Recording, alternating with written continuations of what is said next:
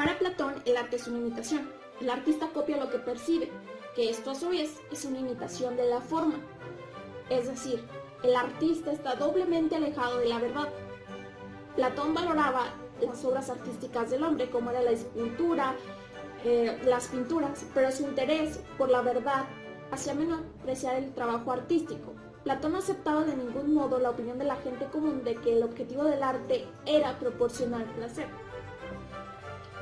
En el estado ideal de Platón propone un estricto control y una censura rigurosa del arte en cuanto se refiere a las expresiones que no tengan en cuenta los valores morales. Si el arte no es fiel reflejo de la forma verdadera para Platón, no vale nada porque no sirve a los efectos de la educación. De esta manera define el arte Platón como una simple imitación de la verdad cuando es bueno y como una doble imitación cuando copia la realidad que el artista percibe, que a su vez Platón considera que es una copia de la forma verdadera.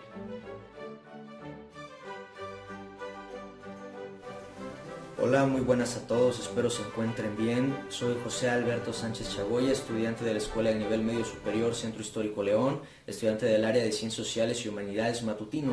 Hoy vengo a hablarles de la sensibilidad con respecto a la visión de dos filósofos, Aristóteles y Tomás de Aquino.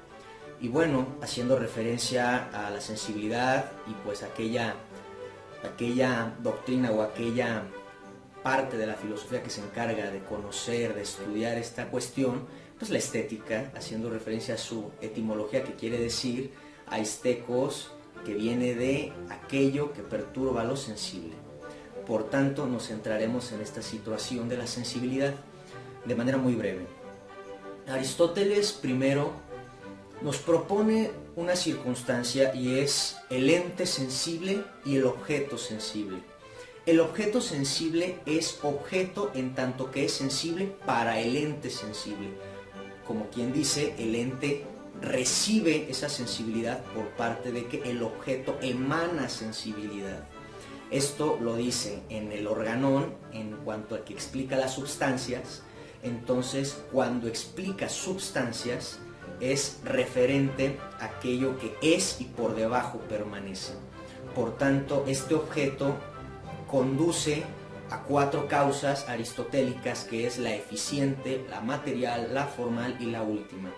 Pero en este caso nos hace referencia a dinamicidad, con respecto a que este objeto sensible tiene cierta cualidad o cierta constitución que hace que el ente sensible lo perciba en tanto que éste le corresponde al objeto sensible.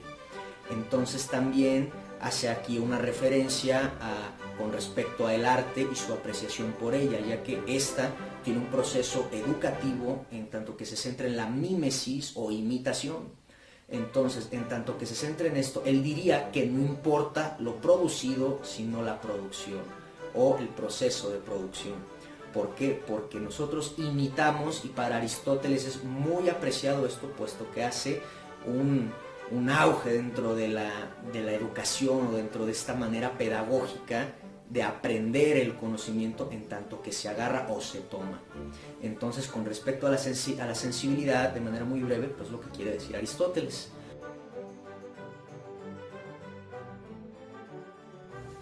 Ok, yo les hablaré de Plotino. Bueno, Plotino básicamente basa sus estudios en la división de la realidad en tres partes, la cual es la mente, el uno y el alma total. Bueno, con un inicio Plotino empieza refutando la teoría de la doctrina estoica, que dice que básicamente la belleza depende de la simetría, a lo que Plotino responde que ni la simetría no es ni suficiente ni necesaria para determinar algo como bello. Y como punto de vista de Plotino, dice que la belleza es la encarnación de las formas ideales platónicas, debido al orden que se conllevan. También nos hablan de la estética, de la apariencia estética, que básicamente se basa en el goce del alma, porque el alma reconoce en lo bello afinidades consigo misma.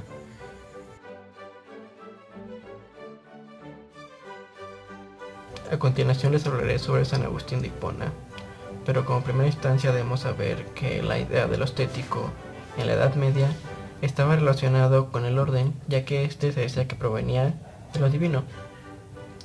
Bueno, San Agustín como primera instancia nos contrasta lo que es la belleza externa y la belleza interna, diciéndonos que la belleza externa proviene de objetos sensibles y eso se perciben por medio de la vista y del tacto. En cambio, la belleza interna proviene de objetos inteligibles y estos se perciben por medio de la vista y la reflexión del entendimiento. También San Agustín nos habla de lo agradable y lo desagradable y cómo estos están sujetos a la razón, ya que estos proveen un placer intelectual. Bueno, también San Agustín dice que la belleza está sujeta a 3 aspectos, que es la especie, el número y el orden, afirmando que el arte es perfecto si está bien hecho, y de no ser así no merece ser llamado arte. Y para finalizar, San Agustín en una parte de su vida se vio muy influenciado por Platón, y es por eso que retoma la mimesis, pero a contrario de Platón, él dice que el artista no copia, sino que construye el mundo, sigue construyendo el mundo, y por eso se relaciona con Dios y la naturaleza, y al final de todo el artista va a seguir con el trabajo de Dios.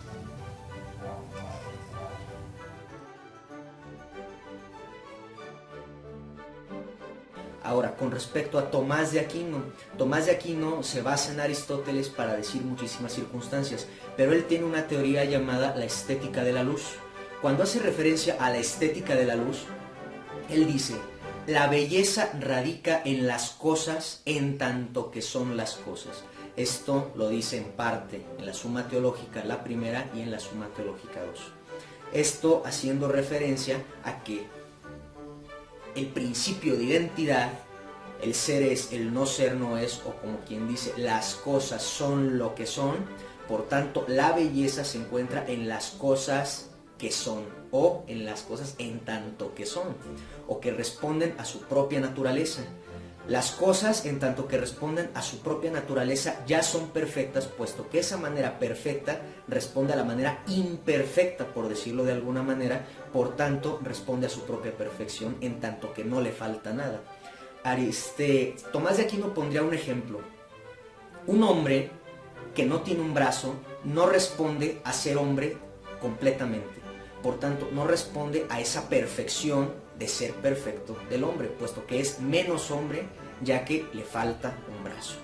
En tanto que le falta un brazo, ya no responde a esa cualidad constitutiva de la que dice Santo Tomás, que el hombre debe de ser hombre con respecto a su propia naturaleza. Entonces él diría que esa belleza radica en tanto que las cosas son lo que son. Pero él también dentro de la belleza pondría 3 posturas. Una que sería la perfección, esta que ya estamos explicando, la proporción o consonancia y la claridad. Esta última le daría el nombre a su teoría de la estética de la luz.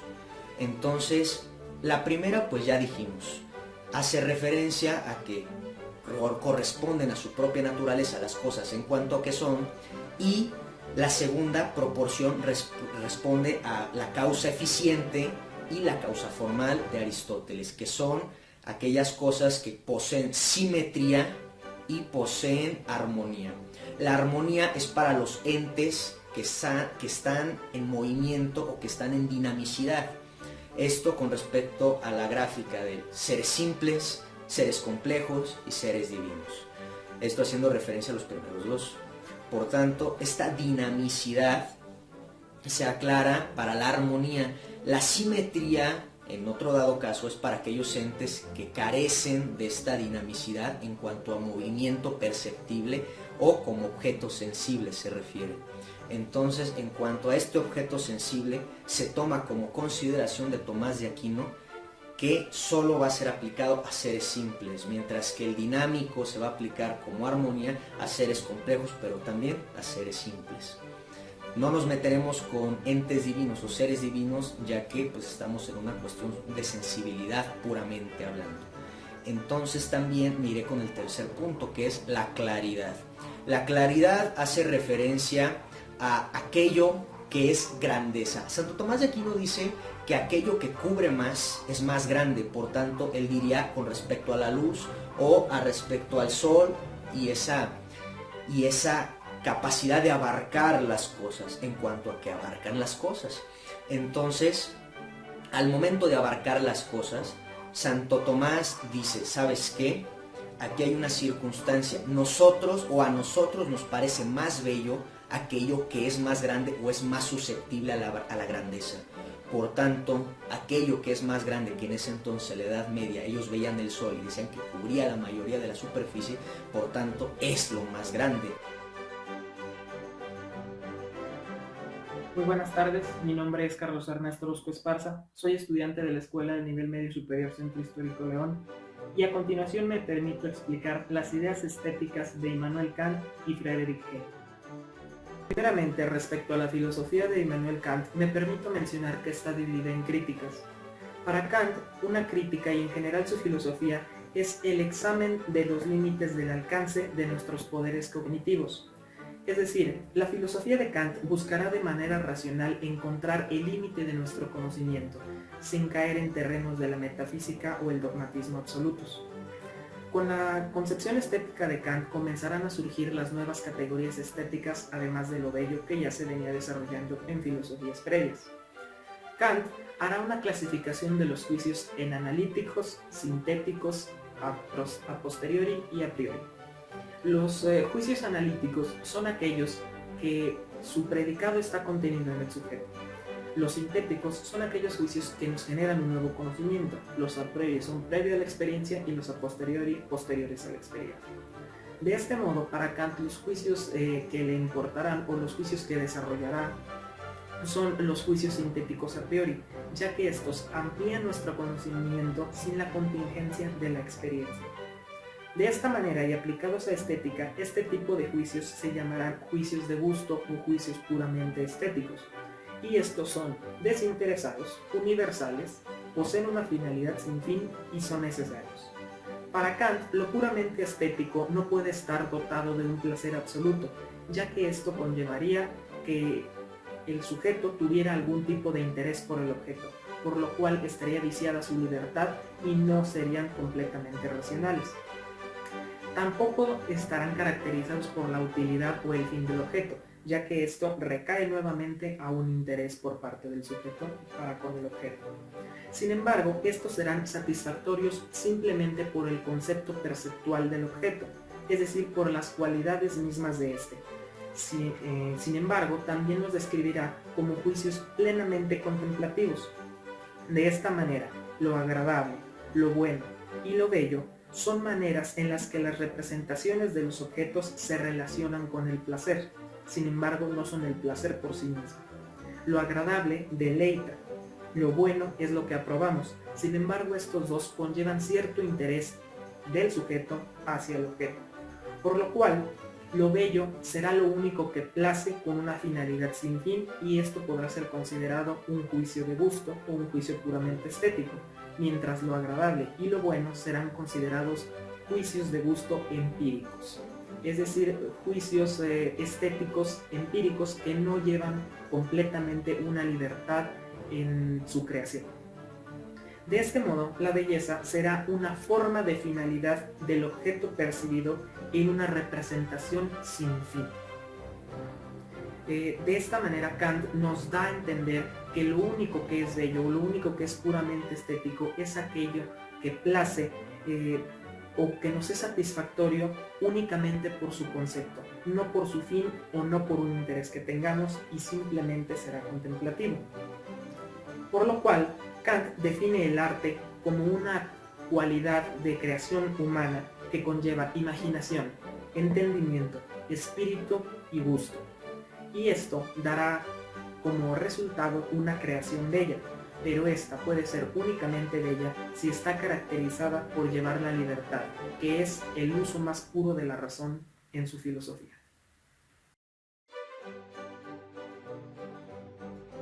Por su parte, Friedrich Hegel buscará demostrar la importancia del arte en el ser humano, para Hegel, el arte busca demostrar un enlace entre lo humano y lo divino. Sin embargo, la concepción divina de Hegel no es la concepción cristiana de Dios. Si bien existe un espíritu absoluto en su filosofía, este tiene una diferenciación específica y un significado completamente distinto. Lo divino para Hegel va a ser una dinámica racional autoconsciente. Por ende, el arte, a través de la percepción, va a llevar a la asociación con el espíritu absoluto.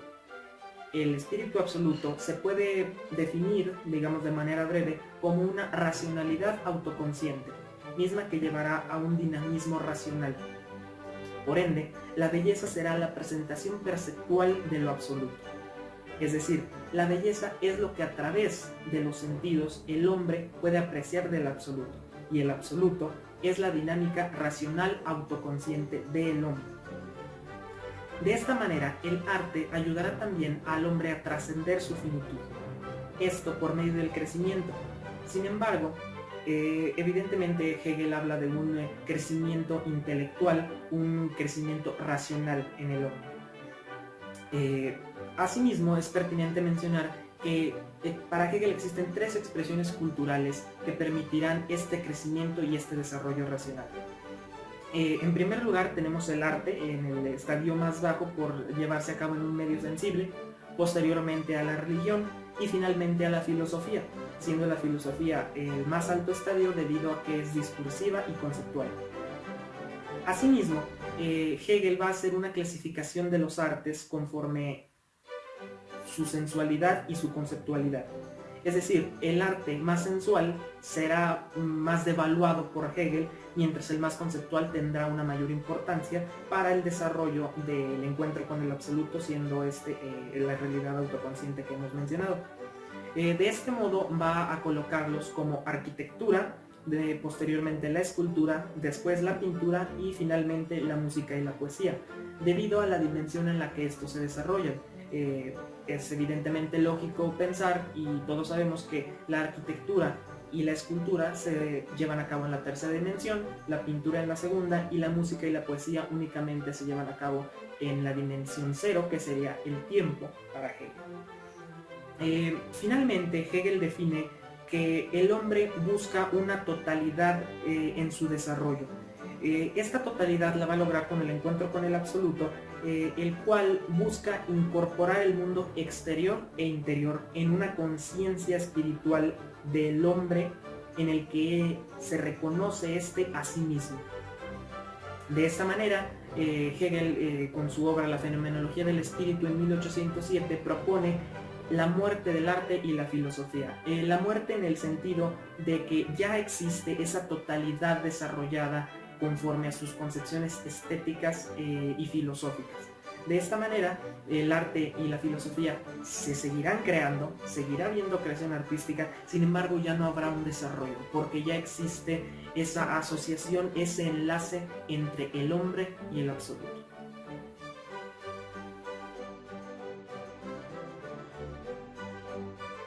Friedrich Nietzsche, filósofo alemán del siglo XVIII, y la concepción estética plantea al arte como un medio de liberación. Él mismo afirma que el arte existe para que la verdad no acabe con nosotros.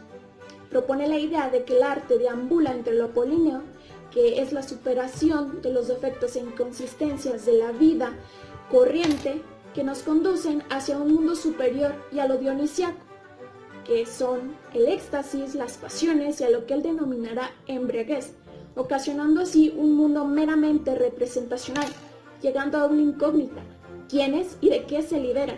A lo que responderá que los que sufren debido al empobrecimiento de la vida buscarán liberarse de sí mismos, buscando la embriaguez, la locura e inclusive el aturdimiento.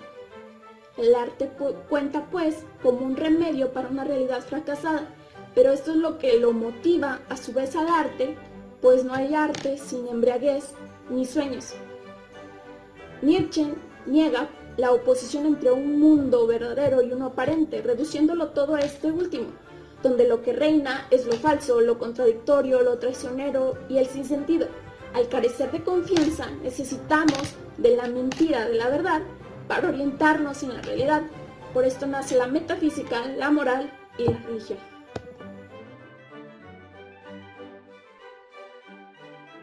Permito finalizar mi participación en este video concluyendo que el arte no es una mera imitación, sino que conlleva una liberación y permite que el alma se cautive, nos permite tener experiencias de agrado, de liberación, de intrascendencia y de cotidianidad de la existencia.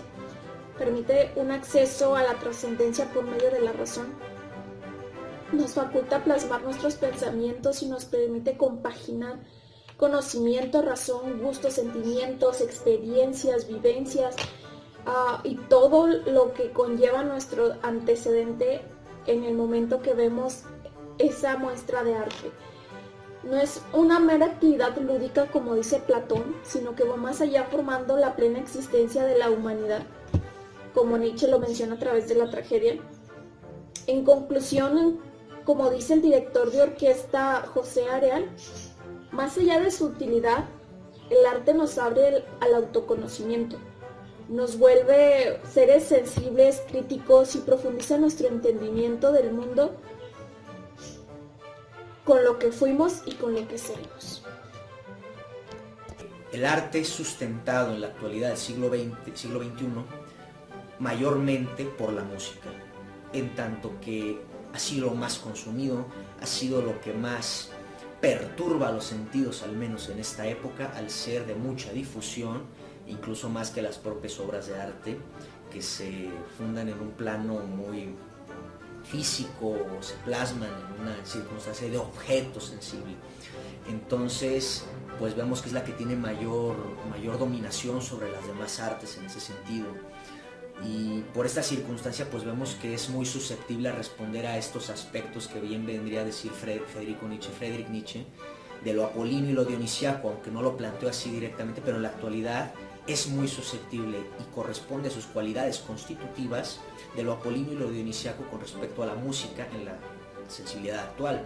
Además, también tengo que decir que con respecto a la sensibilidad podemos decir también que la belleza, como bien diría Santo Tomás de Aquino, en tanto que se siente belleza, deja por debajo a lo sublime como máxima sensación, ya que la belleza, al ser conjugable con la verdad, con la virtud, con lo bueno, válgame, puede ser conjugable en esos aspectos, por tanto, deja de lado lo sublime porque ya busca un fin último que es el bien.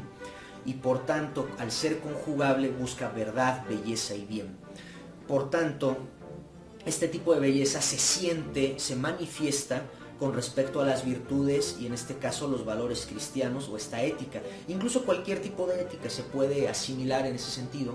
Y por ese mismo sentido es que la belleza, en tanto que se siente belleza, puede dejar a un lado lo sublime, aunque también por medio de la religión y por medio de estos valores que nos esta ética, se puede sentir lo sublime. Por tanto, ya no se necesita del arte en esas circunstancias si tenemos la religión. Pero a pesar de todo, la religión, en este caso la iglesia como institución y demás, obtiene o más bien abarca ciertas circunstancias también del arte, por ejemplo la música, los cantos gregorianos, estas circunstancias, pues también las toma en un cierto punto.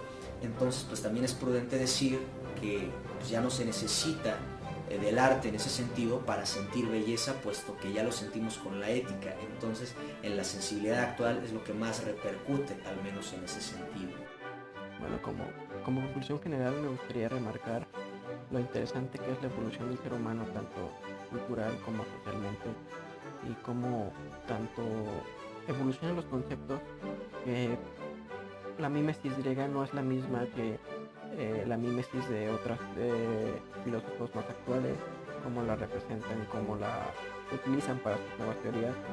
Y cada uno de los filósofos que tratamos es muy importante, ya que sentan bases para la formación de una idea general, una idea universal. Y me gustaría remarcar el trabajo de Kant, ya que me parece uno de los más completos, ya que con sus juicios nos permite abarcar una idea más central y más universal de lo que es el arte, lo bello y otras características estéticas para el análisis de futuros textos o futuras aplicaciones, simplemente cómo repercute en el paso del futuro y sería todo.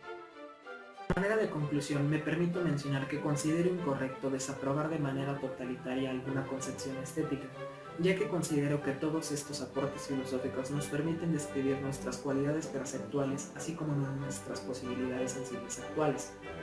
De esta manera, en Kant me permito rescatar su categorización de los juicios, ya que los juicios sintéticos a priori serán aquellos que nos brinden un nuevo conocimiento sin la necesidad de la experiencia.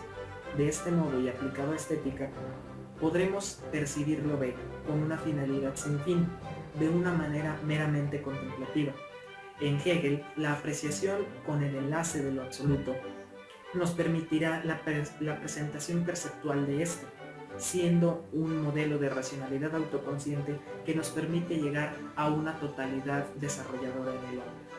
En Nietzsche, la dualidad entre lo apolíneo y lo dionisiaco permitirá describir la realidad representada por la tragedia griega, misma que es la vida misma en su filosofía, y por ende será una amalgama entre nuestro estadio de individuación y la pluralidad.